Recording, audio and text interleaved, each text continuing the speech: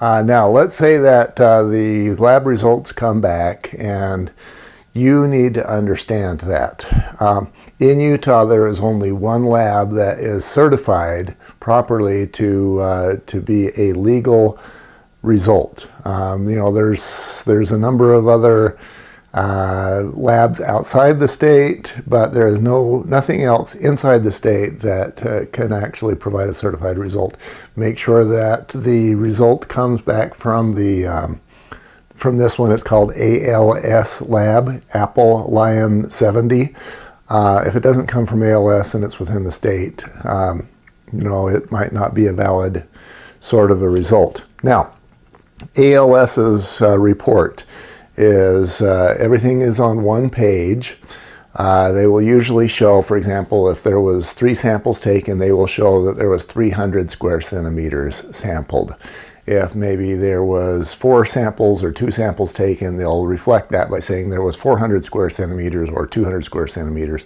If you just see that there was 100 square centimeters, you'll know that the guy probably didn't know what he was doing, because he only sampled one location, or he reported that he only sampled one location, even though maybe he sampled others. All those are red flags for you to know that perhaps the sampling might not have been done properly. So let's say we've got that result, we've got it in front of us, we're looking at that. About the middle of the page on ALS's report, there will be 3 numbers. 3. The third number is always a 0.1. That number used to be, they call it the RL, the regulatory limit. It used to be what Utah's threshold was for legal decontamination. That number has since changed to 1.0, but ALS isn't just a Utah company. They're national, they're worldwide. So that 0.1 has just become part of the form. Doesn't matter what is happening within the house, that third number will always be a 0.10, and it is meaningless. It has nothing to do with the house at all. We're going to look at the first 2 numbers. Now, of those first 2 numbers, the first one is a total. So if we did 2, 3, 4, no matter how many samples we did inside the home, the first number is going to be the total of all the contamination found on that sample. The second number is going to be that total divided by the number of samples. So let's say, maybe we got a 9 result and we did 3 samples. First number is going to be 9.0. The second number is 9 divided by 3 because we did 3 samples, and so they're going to give you a 3. Maybe use a different set of numbers. If we did 3 samples and we got a 6 total, they're going to take 6 divided by 3, and you've got a 2 reading. Now, different local health departments read that differently. For example, let's say that we did 3 samples, and the first one, the total of all samples is a 1.5. So the 1.5 in many of Utah's counties is greater than 1, therefore that property is contaminated. And we're going to spend a little bit longer on this, but right now we're just looking at the meth form. So the first number is going to be a total of 1.5. The second number is going to be 1.5 divided by 3, which is 0.5. Now 0.5 is the average of the total, and that number is less than the state threshold, which is 1.0. So now we have a problem. You wouldn't think we'd have a problem, but we have a problem. In Salt Lake County and many of the northern Utah counties, they're going to look at that 1.5 and say, we have a total contamination on this sample of 1.5. We are going to assume that that entire contamination level of 1.5 came from one location in the house, one of the 3 locations that was tested. We're going to assume that it was all in one spot and there was none in the other 2 spots, right?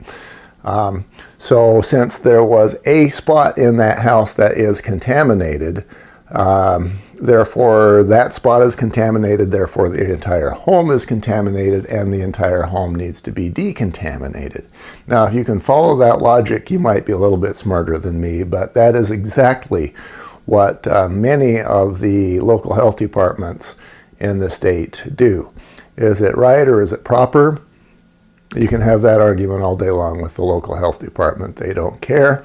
If, according to their views, it's contaminated, then it's contaminated and it needs to be decontaminated. Now, Utah County and some of the other counties will say, okay, well, you've got a total of 1.5, but we're looking at that second number. The average is 0.5. Therefore, your average house contamination level is less than the state threshold of 1.0. Therefore, you don't have a problem. So you've got the same state laws. Salt Lake County is going to say this home is contaminated. Utah County and some other counties are going to say it's not contaminated, and they're all looking at the same laws. Now, as illogical as Salt Lake's argument may seem, using the second number also has some illogic to it.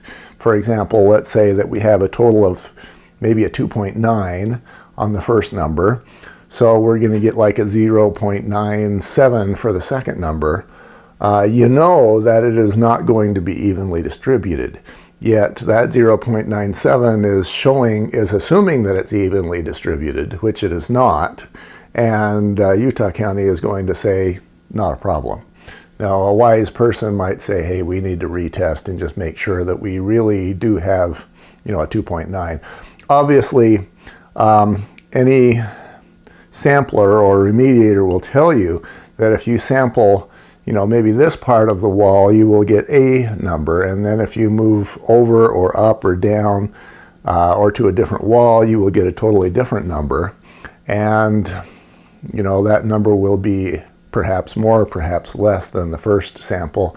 And there will be some variation.